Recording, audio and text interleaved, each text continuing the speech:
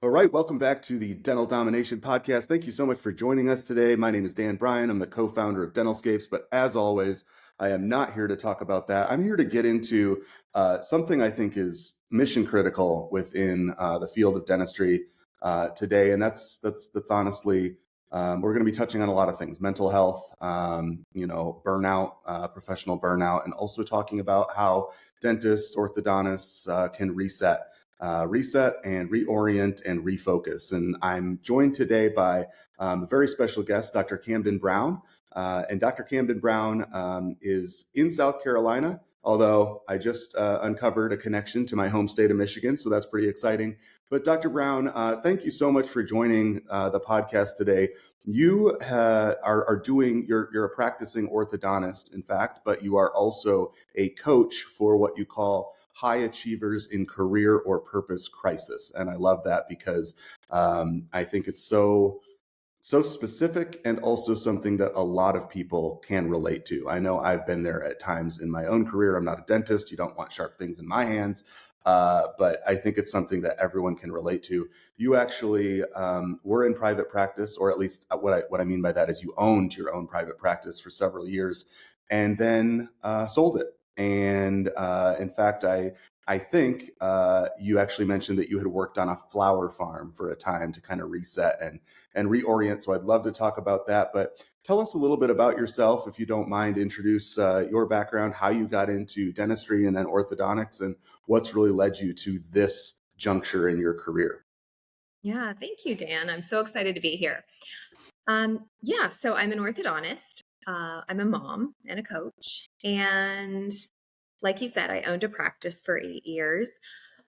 How did I get into orthodontics? It was really just a decision in college. Mm-hmm. It was looking at different healthcare professions, um, and shadowing an orthodontist. And, I wish that I could say it was like a dream from childhood or something like that, but it wasn't. And that's okay.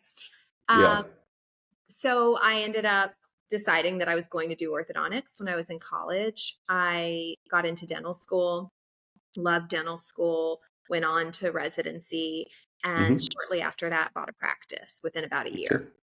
Yeah. And now that practice was in Virginia, right?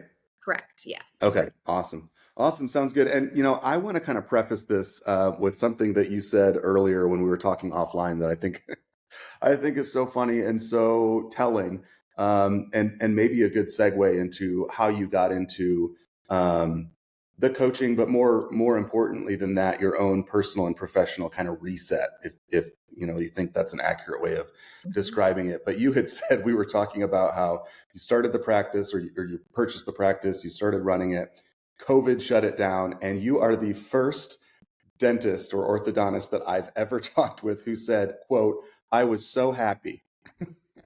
So Oh, what? what did you mean by that when you said that you were happy that COVID shut down the practice? And what does that sort of say about the journey that you were on? Yeah. For so long, I would just think, I just want a break. I just Hmm. want, and I don't want a 1 week break. I don't want a Yeah. vacation. Well, COVID did that for you. I don't want a Yeah. 1 week vacation that my accountant is telling me to do. I wanted a real break. And so obviously COVID was very stressful. We were all trying to Yeah. sort it out. But I just remember being at home for a little while, gardening, being with my kids, and Love just it. being so happy to have that done Yeah. and Yeah. confirming, like being like, oh, this feels awesome. Yeah. And so what did that mean for when you ultimately needed to transition back into practice when COVID abated? I think it just confirmed that my suspicions that I really did desire a strong, solid break from my ownership Yeah. were true, were something valid that I could lean on. And it gave me like a little more of a nudge to listen to the Hmm. Yeah, voices. so is that really, kind of the singular event that sort of motivated you to take a step back then and, work on the flower farm and kind of find yourself personally and professionally? Like what was sort of the next step after you came to this realization? Well, I would say the realization really was so many years in the making, right? It's Sure. like, you know, ups and downs for many years, seeing a therapist, telling my accountant I was feeling burnout, and him saying, just take a vacation, keep going, all that kind of stuff. Yep. But I think they're always, it kind of like builds to a certain point, and then you have to make a decision. Are you going to, go this way or that way? And you just sort of like have to own whichever decision you make. And so I sort of got to a point where I was tired of debating it anymore. Yeah. And it was either I can stay in this path that I'm on, but like Hmm. I need to let go of the idea that I don't want to be doing this or something else, or I can go ahead and make the change and Yeah. trust that it will work out somehow. Yeah. Um, I mean, it's a leap of faith. yeah. And then I think I told you before, but the other question that I think is really helpful for people to ask themselves is, if I had 5 years to live, what would I Was be going to doing? ask you about that. You also had something I saw within your coaching program that you call the 5 regrets of dying. What is that? Yeah, so there was a lady, Bonnie Ware, who interviewed a lot of people that were on their deathbed, um and she just discussed what their regrets were and sort of categorized them. And so people can read blogs and books and things like that on it. I really haven't studied her extensively, but I've cross-checked the things that I find to be really important, because throughout all this, I've tried to really look back and be like, what makes a fulfilling life? What makes Yeah. a life without regrets? And so a lot of times then I'll go back and I'll reference her findings, and also the blue zones where people live to be over 100. Yes. And in that, I found very many similarities with what I've been discovering. So had you not had this realization, and like you said, it was a journey, it wasn't just one moment. It wasn't a sudden realization, it was something that happened over time. But had you not had that experience and been open to it, what is one regret that would have been one of those 5 regrets for you that you have since addressed? And how has it changed your life? Yeah, I would say not being, I think there's one in the beginning that's like not being authentic to yourself or having the Hmm. courage to be yourself. So I Yeah. often felt like there was this professional version of me that Yeah. wasn't, I mean, it was authentic, but it wasn't like all of me. It wasn't who I was before becoming an orthodontist. It wasn't as Yeah. creative, like all the components of me that I'd sort of stifled for many years. And I would think like, oh, my creativity doesn't really, I don't have space for that in my life anymore, for example. And I wasn't engaging in those really core strengths of my own. Yeah. So I would say that's one. I mean, I would have felt like um I wasn't my full self. I was kind of doing work that I was very good at. But when you hear about like the zone of genius, for example, versus Hmm. excellence, like you can be really good at something, but not really be doing work that just feels like magical and powerful. Sure. Does that make Yeah. sense? Yeah. Yeah. And you've since, I understand, returned to clinical practice, at least to some extent. I'm not sure if you're practicing full time or not now. You're still doing the coaching, but what did that? And you sold the practice, like you said. What did the return to clinical practice look like for you that is different than what you were doing previously? Do you mean like the specifics of it, or? No, I just mean like maybe how you approached it, or I know you're working now in pediatric, which is a little bit different. What were you intentional about in terms of finding the next place to clinically practice? So a few things. One is really understanding who I am and for example, the work environments that I do best in, and being honest Hmm. about that. And for some people, it might not look like a traditional dental practice or a traditional orthodontic practice. So, for example, I don't like working in a setting that is, very high volume, lots Hmm. of things going on in the room at the same time. I'm kind of jumping So from, DSOs are out. yes, they are Yeah. the right ones, it depends. No, But there's good ones out there. yeah, so like for example, with that, I just found that even though I could totally do it, my nervous system was always sort of hyper vigilant in those settings. And Yeah. my attention was spread between all the different things. Yeah. So that's an example. Um, I I just sort of leaned into, I love kids and I Hmm. really like the light that they bring and like I like being around them. So doing that with pedo, being in a culture that I enjoy with people that I enjoy working with, which I liked at my old practice. And I think the Yeah. biggest thing is like knowing what my strengths are and leaning into those and Yeah. not doing all the things that are draining me. So Yeah. the admin side was very draining. I Yeah. could totally do it, but I really do best when I can show up and just be there in the moment with that patient and not be kind of dragged down by all the other stuff. Yeah. Now you are far from the first dentist or orthodontist, that I have talked with who has owned their own practice or does own their own practice and will confide to me that they are not happy, that they are overwhelmed, that they are stressed to the max, that they don't like, you said, they don't like the administrative components of owning a practice. And, I've known dentists that have gotten out of that. I've known dentists and do know dentists that are still in that space, fighting that battle. What would you say to your peers who do own practices now?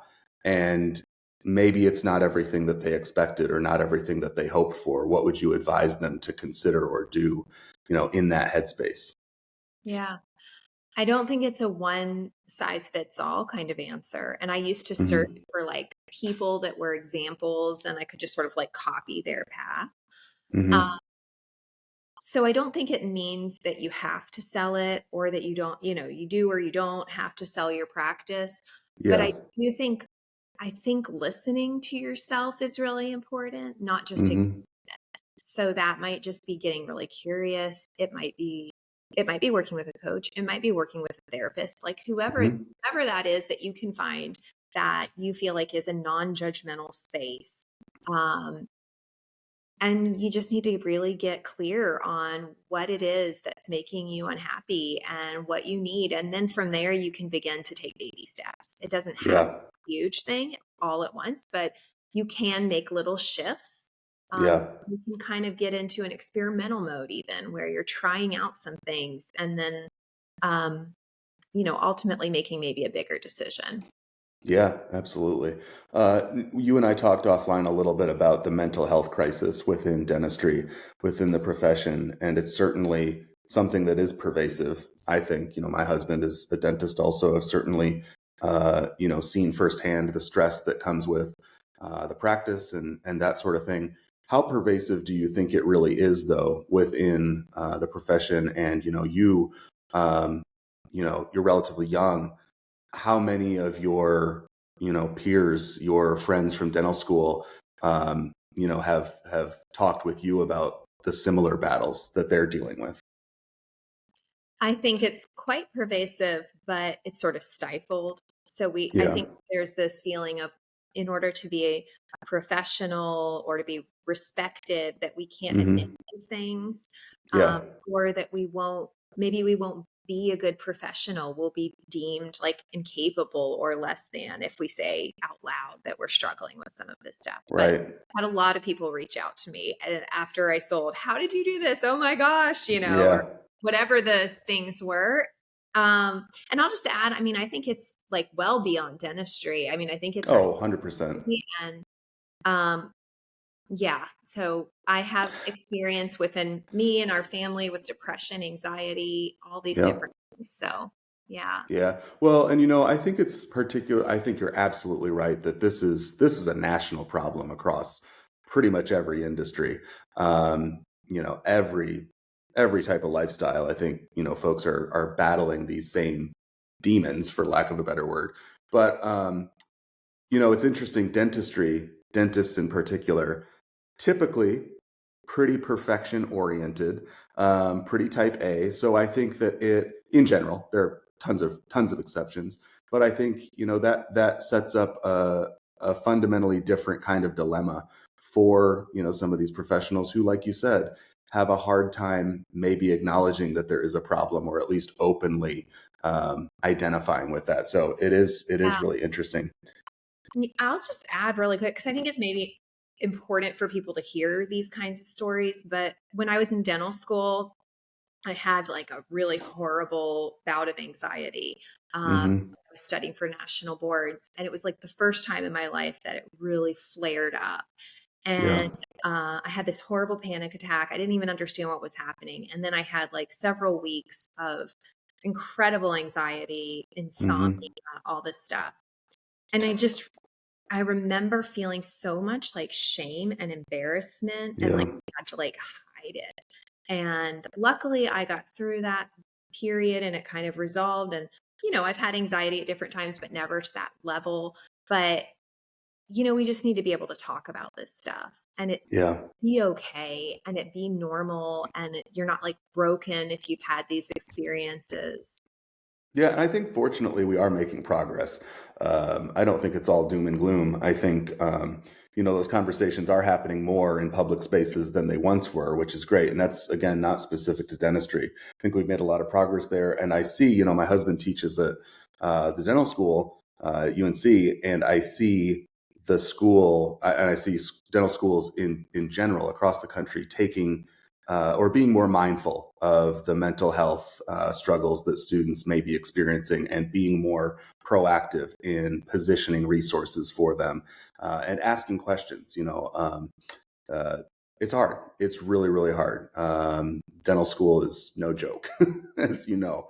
Um, but yeah, no, I think that's great. I want to pivot really quick though and talk a little bit more about your experience in coaching and coaching folks who, like you've said, are in career or purpose crisis. And I really like that emphasis on purpose Mhm. because I think that's something people don't talk about enough. But anyway, as a coach, as a dentist, there's a lot of, I think, hesitation in seeking out coaching services because you think, I don't know, how would I find someone that's going to be the right fit, that sort of thing. And, a lot of it does come down to personality and finding the right match for yourself in terms of finding that person that's going to push you, that you can relate to, that sort of thing. But on the other side of the table, you as a coach, what are some of the qualities that you look for in clients to coach? And what's sort of the mindset that you think dentists need to be in when they approach a coaching relationship? Ideally, I love working with That was clients. a lot. I'm sorry. Yeah, okay. Yeah. Um, I think just when people are willing to talk, to open up, that's like the biggest Yep. key. They're willing to go and explore things, to share, to be vulnerable in Hmm. that private setting. Um, and then ideally, I like to have clients, whether they start out this way or we can get them into this state where they're feeling a little more open, where they're Hmm. feeling like curious, and we can get them into the experimentation. Because sometimes when we first are in that state, we're so like our nervous system is so wrapped up and we're stressed and we're like hyper vigilant. And Yep. at that point, it can be really hard to like test out new things and feel relaxed about, the future or Yeah. uncertainty. So, sometimes it takes a little work to untangle that, but that's the ultimate Hmm. goal, is to kind of get to that like more relaxed state where Yeah. we can really explore. Because I think also Yeah. we get different answers when we're in that really stressed state versus in the Yeah. open. Yeah. It's hard. It's hard to be vulnerable though, especially if you've not done that before. And I also, like you, I've struggled with anxiety and depression and all of those things. And it's very hard to get to a point where you can talk openly about that. And it's hard to build trust, to be quite honest, with someone. But one of the things I really like that you talk about on your website, when it comes to your coaching process and the process that you go through with clients, related to self-discovery, is values. You focus on values a lot. And I think you mentioned, Brene Brown is an influence there. What's sort of your take on values and how important they are? And how can someone start to incorporate that into planning the next phase of their professional life or personal life? Yeah. So I think as you get clear on what your values are, and you kind of create a list, and it can change over time. And there are exercises online that you can do. So people can go and look up Brene Brown values. You can do it with a coach or therapist, but you could even do it on your own. But just getting clear on what's really important to you and then writing it down. I like to have, sometimes I have a list of about 10, but then I try to come up with like, these are my 4 core values. And one of the ways that I use it is if I'm making a decision, I sort of try to cross-check it through those values. Yeah. So say I'm going to make a career move, I might look at each of those core values and then say, like, does it align, or is there a way to make it align? It might be that you just are tweaking something to make it more aligned, not that you have to like totally switch the decision. But I think the more we do that, then the more content, fulfilled, aligned we feel every day. Yeah. What were some of those values that you identified when, you were looking to make a shift in terms of how you approach things? Yeah. So some of mine are things like variety. I have quite a few, but some of the like maybe more unusual would like within dentistry would be, for example, variety. So I really like having a weekly schedule that is not the same every day. Yeah. And if I'm going to I always talk, it's funny, that reminds me, pretty much every dentist I talk to is like, I don't want to do any more fillings. Yes. Okay. Yes. Well, that may be a little bit tough, but maybe we can make some changes to get away from doing it every single time. It could be different locations. It could be you're working in 2 offices. It could be what, like me, you're doing part-time ortho and you're doing part-time coaching, some other endeavor, like whatever that is. But like, I like to not be in the same exact location every day doing the exact same thing. I can do it 2 to 3 days a week, one thing, and then otherwise I need some shifts. Another big one that I was not putting enough emphasis on is like time and ease. So having freedom of my time and feeling like relaxed enough that I can enjoy it. Yeah. So when I was filling every moment with this like work schedule, I didn't have those things. I was going to the same place. I was doing the same thing, and I wasn't giving myself space for sort of like ease and just like seeing what comes up in that day. Yeah. One of the things I love that you said again on your website is that you said this crisis could be your breakthrough. So can you talk a little bit about that? And then, what would you say to someone who maybe is listening to this show right now and saying, I might be in a crisis. Like what would you advise that person to do next? I like to think of this one like I used to think, oh no, I took the wrong path. That was like sort of what was going on in my mind. Like I ended up here because I took the wrong path. And now I think of it much more like our life is this winding road with different pit stops. Do you ever play that game, Chutes and Ladders?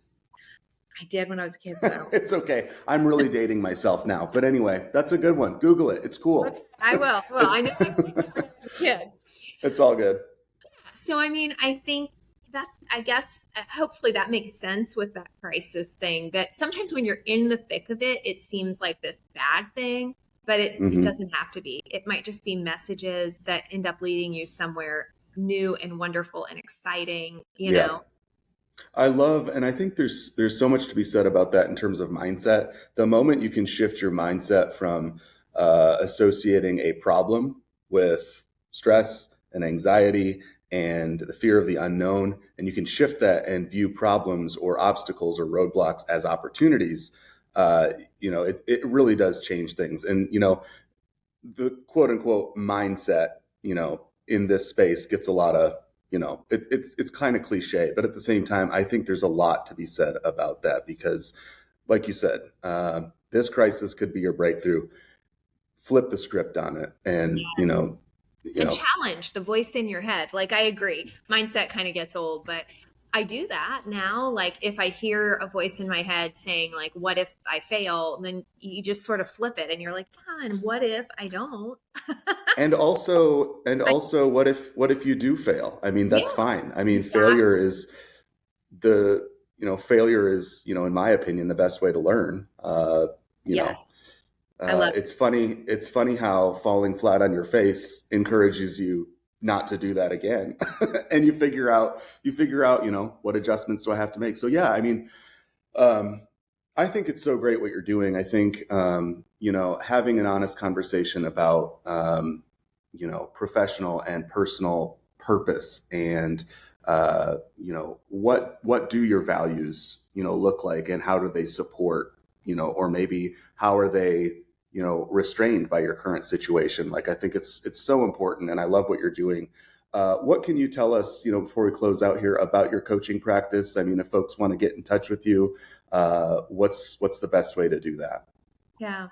I have a website, drcamdenbrown.com, and I also have an Instagram page, so you can contact me either of those ways.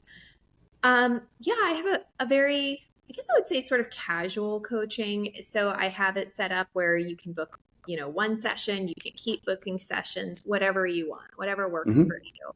And I just try to make myself available for people and create space for them and help guide them through what they're going through, give them space to, let it all out and kind of map it out and get some clarity on it. Sometimes you can get really lost in your own thoughts about it and get under your emotions and your thoughts. And it's hard to sort of like sift through it and figure out, what do I really want? And then how can I get there? And so those are my goals, is to help people get really clear on their values, their strengths, what will make them have a fulfilling, rich life. And then kind of guiding them into those action steps for it. Awesome. Well, we'll share the links to the website and to your Instagram in the show notes. But just to close out here, what is the one message you want to leave folks with who may be facing a crisis of career or purpose? What do you want to leave them with today? Yeah, I don't, nothing comes to mind like one thing, but I guess just, I know that one's hard too. I know, should have an answer to that. Listen to yourself. Yeah. That like there are thoughts in our heads, right? But there is also like sort of an intuition there that gets kind of buried in all the chaos and the noise and the schedules. And I remember when I was in these crises, this moment of crisis or trying to decide, when I got really still, like I could hear that voice still. And it would tell me, you want to change, for example. Like it was clear. I thought I was confused, but like when I was really honest, I kind of knew. So, they say to ask that question, like if I knew the answer, for example.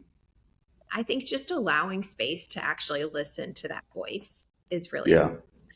Absolutely. It's reminds me, there's some author, I forget who it is, Emerson, Thoreau, someone who said they talked about the still small voice. And I know somewhere right now, if my college English professor was listening to this, she would be so disappointed in me. But it's someone like that. And I like that idea. Listen to what's inside, and don't forget it. That's really nice. I'm going to look it up. Yeah, look it up. Maybe I'll throw that in the show notes too.